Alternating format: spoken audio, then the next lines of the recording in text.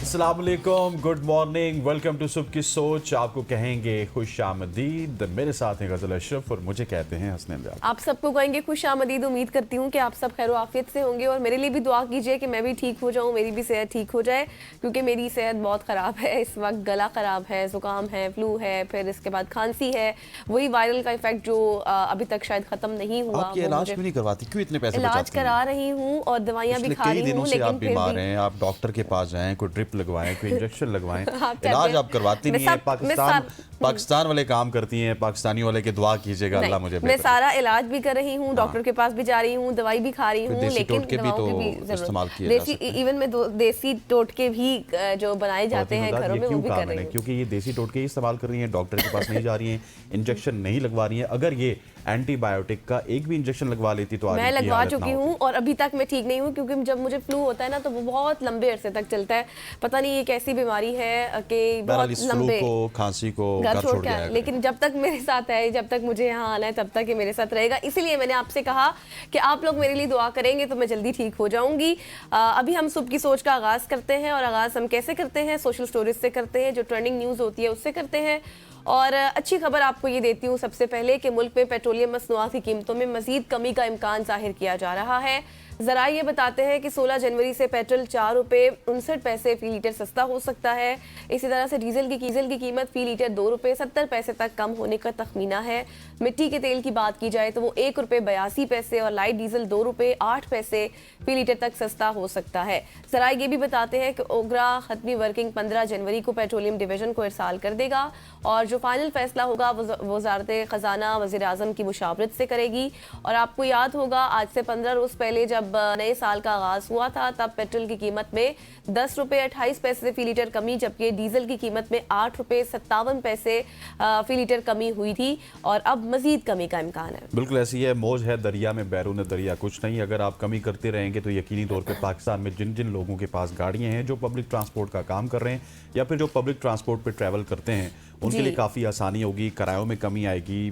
जिनके पास गाड़ियाँ हैं वो पेट्रोल जितना पहले डलवाते थे उससे कम कीमत में डलवाएंगे, डेफिनेटली उनकी कुव्वत ख़रीद में इजाफा होगा। लेकिन कभी कभार हमने देखा है कि जब से ये गवर्नमेंट आई है गज़ल, यहाँ पे प्रैंक भी हो जाता है और इस तरह की खबरें आती हैं कि 4 रुपये 5 रुपये कमी हो रही है, लेकिन at the end of the day वो कमी नहीं होती है, या फिर वो 2-3 रुपये बढ़ जाता है। और जो आप इतना ज़्यादा वेट कर रहे होते हैं ना कि कम होगा, क्योंकि आज 14 है तो हम 16 को डलवाएंगे, तो वो कम नहीं होता है, तो आपको महंगे दामों 16 को भी डलवाना पड़ता है। सो ये खबरें, ये हकीकत भी हो सकती है, ये गलत भी साबित हो सकती है। खबर है, खबर का कुछ भी नहीं कहा जा सकता, फाइनल फैसला नहीं है। एग्जैक्टली। खबरतीन वज़ात आगे बढ़ते हुए आपको बताते हैं दरख्तों की कटाई के हवाले से तो आपने सुना होगा इस्लामाबाद में इस तरह के बहुत सारे वाक़यात सामने आए, लेकिन अब ये मामला चलता चलता लाहौर हाई कोर्ट में पहुंचा है और लाहौर के हवाले से अब बात हो रही है। लाहौर हाई कोर्ट ने दरख्तों की कटाई पर बरहमी का इजहार करते हुए ज़िले भर में दरख्तों की कटाई और तराश खराश पर फौरी तौर पर पाबंदी आयद कर दी गई। अदालत की तरफ से PHA के तमाम डायरेक्टर्स को अहकामात पर सख्ती से अमल दरामद यकीनी बनाने की हिदायत की गई है। MDPHA लाहौर ने पाबंदी से मुताल्लिक मरासला जारी कर दिया है, जिसके मुताबिक दरख्तों की शाखों की मामूली कटाई, तराश खराश या फिर उनकी जो प्रोनिंग है उसमें भी पेशगी तहरीरी इजाज़त के बगैर वो नहीं की जा सकती। मरासले में के मुताबिक बिजली की तारों की क्लियरेंस, हिफाजती इक़दामात या फिर खूबसूरती की बहाली के लिए भी इजाज़त दरकार होगी। माहौलियाती तहफ़्फ़ुज़ और शहरी हरियाली के फ़रोग़ के लिए दरख्तों का तहफ़्फ़ुज़ नागुज़ीर है। किसी किस्म की खिलाफ वर्जी पर मुतल्लिका कवानीन के तहत कार्रवाई अमल में लाई जाएगी।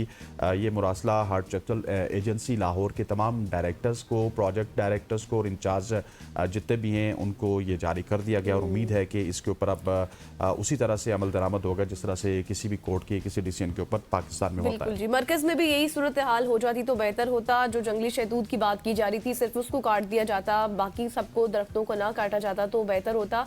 लेकिन अब ये लाहौर का ये फैसला है, लाहौर में हो रहा है सब कुछ, तो अच्छी बात है, वहाँ भी ना काटे जाए। इस हवाले से जंगली शहतूत के हवाले से मैं कल सुन रहा था वज़ीर मुमलिकत बराए दाखिला तलाल चौधरी साहब को, तो उन्होंने भी कहा जी कि हमने जो डायरेक्शंस दी थी वो जंगली शहतूत की दी थी, लेकिन आपको पता है कि हमारे यहाँ महकमों में होता यही है कि बहुत सारे लोग ऐसे होते हैं जो एक हुक्म मिलता है और उस हुक्म की आड़ में 3 4 5 दरख्त तो वैसे ही काट देते, चले ये हम किसी तरह से ब्लैक में उनको बेचेंगे। सो इस तरह के वाकयात हुए हैं, लेकिन जो गवर्नमेंट की तरफ से डायरेक्टिव जारी हुआ था उसमें जंगली शहतूत का ही जिक्र हुआ। लेकिन देखिए जिस तरह से तमाम तर जगहों को खाली कर दिया गया, दरख्तों को काट दिया गया, और जिनकी उम्रें जैसे मैंने आपको लास्ट टाइम भी बताया था कि 50-50 साल के वो दरख्त थे, उनको काट दिया गया, तो वो इतना तो राइट किसी के पास ऐसे नहीं आता। उनको हिदायत मिली थी तो इतने ज़्यादा दरख्त और इतनी ज़्यादा जगह को खाली कर दिया गया सोसाइटीज़ बनाने की वजह से। बट लेट्स सी, आपको पता है कि दरख्त काटने के हवाले से कितने ज़्यादा मसाइल हो जाते हैं। ये सिर्फ ना सिर्फ हमारी ज़मीन, ना हमारी सेहत, बल्कि हमारे माहौल के लिए कितने ज़्यादा इंपॉर्टेंट है।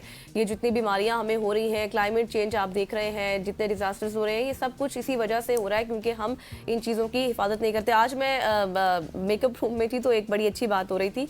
वो लड़की कह रही थी मेकअप आर्टिस्ट, जी वहाँ पे भी अच्छी बात जी अच्छी बात होती है। वो कह रही थी जब हम छोटे होते थे तो हमें कहा जाता था तब दरख्त लगाएं, अब हम बड़े हो गए हैं तो अब उन दरख्तों को काटा जा रहा है। तो बात बड़ी वैलिड है कि जिस तरह से पहले शुरू से एक सबक हमें मिलता था कि हमें दरख्त लगाने चाहिए, ये कितने ज्यादा इंपॉर्टेंट है हमारे लिए। अभी भी जो हमें इतनी ज्यादा हमें अक्लमंदी आ रही है ना, वो इस वजह से भी आ रही है। एक तो सर्दियों का मौसम है, हम देख रहे हैं कि पहले स्मोक या फिर फॉग पूरे पंजाब में होता था, अब वो चलता चलता आपको इस्लामाबाद और रावलपिंडी भी नजर आ रहा है। तो बहुत सारे लोग ऐसे हैं जिन्होंने इस हवाले से आवाज बुलंद की है कि ताकि आवाज ऐवान बाला तक पहुंचे और ये जो दरख्तों की कटाई हो रही है इसको किस तरह से रोका शायद हम इतने एक्सपर्ट नहीं हैं क्लाइमेट चेंज के हवाले से, हमें इतनी इन्फॉर्मेशन नहीं होगी, लेकिन जिन लोगों के साथ हम उठते बैठते हैं या बातचीत करते हैं जो एक्सपर्ट हैं इन चीज़ों में, वो बताते हैं कि ये माहौल के लिए कितना ज़्यादा खतरनाक हो सकते हैं। आगे बढ़ते हैं जी और आपको बताते हैं पाकिस्तान में कितना ज़्यादा टैलेंट है। पाकिस्तान टैलेंट के हवाले से ज़रख़ीज़ मुल्क है और हर शुबा हाय ज़िंदगी में आए रोज़ बासलाहियत अफराद अपना टैलेंट सामने लेकर आ रहे हैं। पाकिस्तानी नौजवान ना सिर्फ मुल्की बल्कि दुनिया के कई ममालिक में भी अपनी सलाहियतों का लोहा मनवा रहे हैं। ऐसे ही university of engineering and technology की बासलाहियत नौजवान तालिबा के एक ग्रुप ने मुल्क का पहला AI वकील तैयार कर लिया है, जिसको माहिरीन मुल्क में एक इनकलाबी इजाद भी कह रहे हैं। और ये AI वकील कानूनी शोबे में जिद्दत और रफ्तार की नई मिसाल कायम करेगा। बतौर लीगल असिस्टेंट काम करेगा। वुकला ऐप में तफसीलात देकर सिर्फ एक क्लिक पर केस की दस्तावेजात तैयार कर सकेगा। मसनूई जहानत के वकील मॉड्यूल के जरिए क़याम पाकिस्तान यानी कि 1947 से लेकर 2025 तक के मुल्की अदालती फैसलों और कवानीन की बुनियाद पर दुरुस्त और जामे कानूनी जवाबात हासिल भी कर सकेंगे। और इस सहूलत से पुराने डेटाबेस और महीनों की रिसर्च की ज़रूरत ख़त्म हो जाएगी। इसके साथ अदालतों में केसेस के इल्तवा के मसाइल में भी कमी आएगी। फिर हफ्तों का काम मिनटों में मुकम्मल हो जाएगा। इसी तरह से माहिरीन ये भी बता रहे हैं कि ये मकामी कवानीन पर मबनी टेक्नोलॉजी नौजवान वुकला को बाइख्तियार बनाने के साथ साथ इंसाफ की फरहमी, शफाफियत और अवामी एतमाद को मजबूत बनाने की जानिब भी एक अहम पेशरफ्त है। अच्छा, जब आप ये स्टोरी पढ़ रही थी तो मेरे दिमाग में ये सवाल आया कि ये PTI का होगा या नून लीग का होगा? ये वो न्यूट्रल होगा वो न्यूट्रल होगा। लेकिन अगर ये न्यूट्रल होगा तो इसको हमारे वकील चलने नहीं देंगे, क्योंकि हमारे यहाँ ना कोई भी नई चीज़ आती है, जिद्दत आती है तो उसके खिलाफ पटिशन दायर हो जाती है और फिर इस पे भी निटिग्रिटीज निकाली जाएंगी कि ये AI का वकील क्यों हमारे सिस्टम के लिए अच्छा नहीं है, जो कि 1947 से लेके 2025 तक की ये तमाम तर चीज़ें जो है वो आपको बता सकेगा। और इसमें तो मेरे ख्याल है कि अदालत में कोई ऐसी पटिशन भी दायर हो सकती है कि जज साहब ये AI वकील इस वजह से भी अच्छा नहीं है कि कल AI जज यहाँ पे बैठ जाएगा, तो आप इस पे कदगन लगा दें। ये एक बहुत बड़ी बात है जो आपने की है। और दूसरी बात ये है, लेकिन इसमें जो चीज़ें बताई जा रही थी ना कि रिसर्च के हवाले से फिर हफ्तों का काम मिनटों में हो जाएगा, फिर रिसर्च बेस्ड अगर देखा जाए तो उसमें थोड़ा सा ये है कि आपको हेल्पफुल हो सकता है, लेकिन बाकी जो आगे प्रोसीडिंग होती है केसेस के हवाले से उसमें थोड़े से खदशात पैदा हो सकते हैं। बिल्कुल ऐसी है। वो क्या कहते थे, जवाब और जवाब शिकवा आर्गुमेंट जिसको कहते हैं, वो कैसे करेगा ये वकील, दैट इज वेरी इंटरेस्टिंग। लेकिन जब आपके पास इतना नॉलेज होगा, AI बेस्ड आपका कंप्यूटर सिस्टम होगा, तो फिर आम इंसान तो आपके साथ मुकाबला नहीं कर सकता। और दैट इज वेरी इंटरेस्टिंग कि जब ये प्रैक्टिस के लिए जाएगा तो किस तरह की प्रैक्टिस करेगा, ये देखने वाली बात है। खवातीन वज़ात, आगे बढ़ते हैं और आगे बढ़ते हुए आपको दुनिया से कुछ खबरें शामिल करते हैं। अब अमेरिकी सदर डोनाल्ड ट्रंप ने ईरान में जारी हुकूमत मुखालिफ एहतजाजात के दौरान पहली बार ईरानी अवाम के नाम बराह रास्त पैगाम जारी किया। अमेरिकी सदर डोनाल्ड ट्रंप ने यह पैगाम अपने social media platform truth social पर जारी किया। सदर ट्रंप बहुत वाज़ेह अंदाज में ये कह रहे हैं कि ईरान के मुहिब वतनों एहतजाज जारी रखो, मुल्की इदारों का कंट्रोल संभालो और मदद रास्ते में है। अमरीकी सदर ने मजीद कहा कि कातलों और जुल्म करने वालों के नाम महफूज रखो, उन्हें जल्द अपने जराइम की भारी कीमत चुकाना पड़ेगी। इसी बयान में उन्होंने ये भी कहा कि ईरानी हुक्काम के साथ होने वाले तमाम मुज़ाकराती इजलास मनसूख कर दिए गए जब तक कि ईरानी हुकूमत मुजाहिरीन का कत्लेआम बंद नहीं कर देती। ख्याल रहे कि यह बयान उस वक्त सामने आया जब ईरानी वज़ीर ख़ारजा ने एक इंटरव्यू में बताया था कि मुजाहिरीन में शामिल शरपसंदों से अमरीकी असलहा और गोला बारूद बरामद हुआ है। उन्होंने ये भी बताया कि बैरून मुल्क से आने वाली ऐसी कॉल्स भी रिकॉर्ड की गई हैं जिनमें पुलिस और मुजाहिरीन पर फायरिंग करने की हिदायत भी दी गई हैं। ईरान में 28 दिसंबर से जारी मुल्की एहतजाज में शिद्दत आ गई है, जहां हलाकतों की तादाद के हवाले से मुतज़ाद परेशान कुन इत्तलात मौसूल हो रही हैं। ऐसे में अमरीकी सदर पहले ही धमकी दे चुके हैं कि अगर मजीद मुजाहिरीन की हलाकतें हुई तो वो ईरान पर बड़ा फौजी हमला कर देंगे। लेकिन यहाँ पर ना बहुत से सवालात हैं, जिनमें से एक मेरा बड़ा सवाल ये भी है कि ट्रंप इंतजामिया को क्यों नेतन्याहू नजर नहीं आता, जिसमें एक एस्टिमेटेड फिगर मैं बताऊं तो फ़लस्तीनियों की आप हलाकतें देखें, सोशल मीडिया पर आप वीडियोस देखें, कितने फ़लस्तीनी, कितने बच्चे, कितने माएँ, कितनी बहनें, कितनी बेटियाँ जिनका कोई मुस्तकबिल नहीं है, वहाँ पर जो कुछ हो रहा है वो शायद इंतजामिया को नज़र नहीं आता। ट्रंप इंतजामिया को सिर्फ ईरान ही नज़र क्यों आता है। लेकिन खैर अभी तक ये इत्तलात सामने आ रही है कि जो ईरान में अभी मुजाहरे थे वो थोड़ा सा अब उसमें कमी हो चुकी है, सूरत हाल बेहतरी की जानिब जा भी रही है और जो इंटरनेशनल कॉल्स हैं वो भी बहाल हो गई हैं। बट जो इंटरनेट सर्विस है उसके हवाले से भी कोई फैसला नहीं किया गया, वो बहाल है या फिर नहीं। साथ ही साथ ये भी कहा जा रहा है, वज़ीर ख़ारजा जो अब्बास इराक़ची हैं उन्होंने ये बात की कि हम जो जायज़ मुजाहरे हो रहे थे महंगाई के हवाले से उसको हम तस्लीम भी करते हैं और उसके हवाले से हम मुज़ाकरात भी करने जा रहे थे, लेकिन अचानक से ट्रंप के साहब की जो मुदाखलत थी उसने मुजाहरों को ज़्यादा पुरतशद्दुद कर दिया, जिसकी वजह से सूरत हाल ज़्यादा ख़राब हो गई है। लेकिन ये आज की ही खबर है जो मैं आपके साथ शेयर कर रही हूँ कि अभी मुजाहरों में जो कशीदगी है वो थोड़ी सी थम गई है, अभी वहाँ पर सूरत हाल बिल्कुल ऐसी है। और ये अभी थोड़ी देर पहले जो आप वीडियो हमारी स्क्रीन पे देख रहे थे, ये वो वीडियो है, उन लोगों की वीडियो है जो कि इस मौजूदा निज़ाम के हक में बाहर निकले थे और इस मौजूदा निज़ाम के हामी हैं।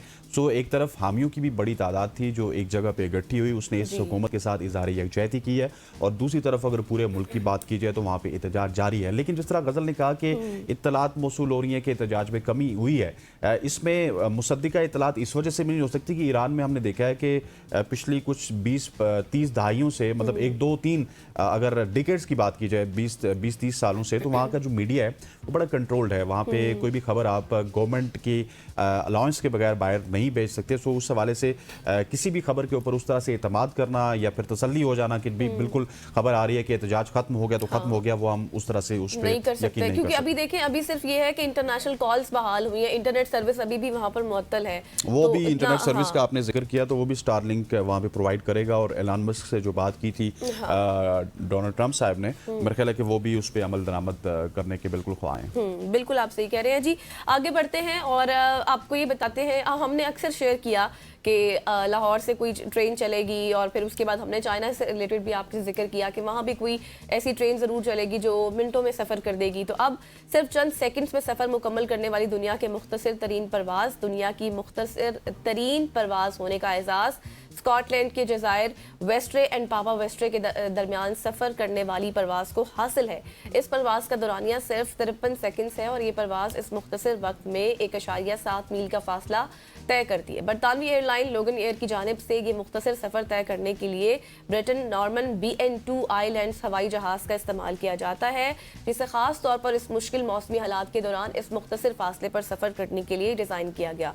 रिपोर्ट्स हमें ये बता रही है कि शुमाली स्कॉटलैंड में जज़ायर के रिहायशियों के लिए सफ़र करने के 2 ही ऑप्शंस हैं, कश्ती या फिर हवाई जहाज़। कश्ती का सफ़र पानी के बहाव के उतार चढ़ाव की वजह से काफ़ी मुश्किल है, इसलिए वहाँ के लोग हवाई जहाज़ पर सफ़र को तरजीह देते हैं और इस प्रवास का दौरानिया आम तौर पर सिर्फ 90 सेकंड्स है। लेकिन अगर हवा बेहतर हो, हवा का जो आप ये कहें कि रुख उस साइड पर हो तो तब, और इस परवाज़ का वक्त सिर्फ 53 सेकंड्स है। ये परवाज़ मकामी कम्युनिटी के लिए एक ज़रूरी सफरी सहूलत भी है जो जज़ायर के दरमियान तेज़ और काबिल एतमाद नकलो हमल फराहम करती है। और दुनिया भर में हवाबाजी के जो जितने भी लोग शौकीन हैं, अफराद हैं, उनकी खुसूसी तवज्जो का मरकज़ भी बन गई है। That is very interesting story. जब गज़ल ने पहले ये स्टोरी शेयर की तो मैंने समझा कि ये 93 सेकंड की फ़्लाइट क्यों ले रहे हैं लोग, क्योंकि हम यहाँ से अगर लाहौर जाना चाहें तो तकरीबन 20-25 मिनट की फ़्लाइट होती है, लेकिन उसमें इतना तरद्दुद होता है कि आप 1 घंटे में एयरपोर्ट पहुँचेंगे। हमारे साथ 53 सेकंड की जब हवा मवाफिक हो, तो जब हवा मवाफिक नहीं है तो 93 सेकंड होगा। ये जो लाहौर में हम फ्लाइट की बात कर रहे थे, तो वो 25 मिनट की या 30 मिनट की होती है। उसके लिए आपको एयरपोर्ट जाना है, एयरपोर्ट जाके आपने बोर्डिंग करवानी है, चेकिंग का अमल करना है, तमाम तर चीज़ें करनी हैं। सो ये एक बड़ा हेक्टिक माहौल होता है। लेकिन जब आपने आखिर में बताया ना कि उन गाँव के लोगों को बेसिकली जब कश्ती में सफ़र करते हैं तो वहाँ का शायद पानी का बहाव इस तरह का होता है कि कश्ती डूबने का खतरा होता है, तो उनके लिए सेफ यही है कि वो जहाज़ में सफ़र करें। हमारे यहाँ तो हमने अक्सर ये देखा होगा, आप हुसैनी ब्रिज पे चली जाए ना, तो इतने इतने ब्रिज के पट्टू के दरमियान वक्फा है। अच्छा। और वहाँ के लोग उस ब्रिज पे पिछले कई सालों से, कई दहाइयों से ट्रैवल कर रहे हैं। सो हमारे यहाँ तो इस तरह की प्रिकॉशंस नहीं ली जाती, लेकिन दुनिया में इस तरह की प्रिकॉशंस ली जाती हैं। ख़वातीन वज़ात आगे बढ़ते हैं और आगे बढ़ते हुए आपको एक और ज़बरदस्त खबर देते हैं।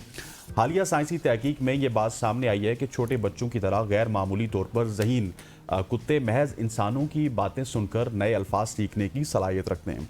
साइंसदानों ने कुत्तों के एक महदूद ग्रुप पर तहकीक की जिन्हें गिफ्टेड वर्ड लर्नर कहा जाता है। ये कुत्ते पहले ही मुख्तलिफ खिलौनों के नाम पहचानने की सलाहियत रखते थे। तहकीक के दौरान मालिकान ने इन कुत्तों को 2 नए और नावाकिफ खिलौनों के नाम सिखाए। खेल के दौरान बार बार इन खिलौनों के नाम दोहराए गए और चंद मिनटों पर मुश्तमिल मुख्तसर सेशंस के बाद ज़्यादातर कुत्ते इन नए नामों को याद रखने में कामयाब हुए और हुक्म मिलने पर दुरुस्त खिलौना ले आए। असल इम्तिहान उस वक्त शुरू हुआ जब कुत्तों को बराह रास्त मुखातिब नहीं किया गया। मालिकान ने आपस में आम गुफ्तगू के दौरान खिलौनों के नाम इस्तेमाल किए और जानबूझकर कुत्तों से किसी भी किस्म के राब्ते से गुरेज किया, जबकि इस दौरान कुत्तों को भी हिफाजती गेट्स के पीछे या फिर अपने बिस्तरों पर रखा गया ताकि वो खिलौनों तक ना पहुंच सकें। इन हालात के बावजूद 10 में से 7 कुत्तों ने बाद में दुरुस्त खिलौने का इंतखाब किया, जिससे साबित हुआ कि उन्होंने महज गुफ्तगू सुनकर अल्फाज सीख लिए थे। तहकीक में शामिल ये गैर मामूली सलाहियत के हामिल कुत्ते मुख्तलिफ नस्लों से ताल्लुक़ रखते हैं। ये हर हफ्ते कई खिलौनों के नाम सीख लेते हैं और उन्हें बरसों तक याद रखते हैं। साइंसदानों का ताहल ये जानने से कासिर हैं कि इनमें ये गैर मामूली सलाहियत क्यों पाई जाती है। ताहम ये वाज़ेह है कि ये कुत्ते आम घरेलू पालतू जानवरों से मुख्तलिफ तौर पर काम करते हैं और बहुत ज़्यादा मुख्तलिफ हैं। अच्छा जी, वैसे हमने सुना था कि डॉग्स वैसे भी वफादार होते हैं और अब तो ये भी खबर सामने आ गई कि वो गिफ्ट्स वगैरह से भी, इन चीज़ों से भी खेलते हैं और ये खिलौने उनके लिए काफ़ी अच्छे हैं। मतलब वैसे मुझे शौक नहीं है इतना ज़्यादा पेट्स को पालने का या फिर उनको रखने का, लेकिन अक्सर मैंने लोगों को देखा है, अपने फ्रेंड्स को देखा है कि जिनके पास ये जो लोग इस तरह से अपने पास रखते हैं उनकी काफ़ी केयर भी करते हैं और इस तरह की एक्टिविटीज़ भी करते हैं और अच्छी भी लगती है ये चीज़ें। और ये अच्छी खबर थी जो आपने शेयर की कि खिलौनों के साथ कुत्तों का खेलना एक मुनफरिद सी खबर है और मज़ेदार सी खबर थी। तो ये थी आज हमारी सोशल स्टोरीज। यकीनी तौर पर बहुत अच्छी भी थी, मज़ेदार भी थी, एंटरटेनमेंट भी थी काफ़ी और मिशन भी थी। यकीनी तौर पर आपको पसंद आई होंगी। यहाँ पर लेते हैं एक शॉर्ट सी ब्रेक, वापस आते हैं, हमारे साथ रहिएगा।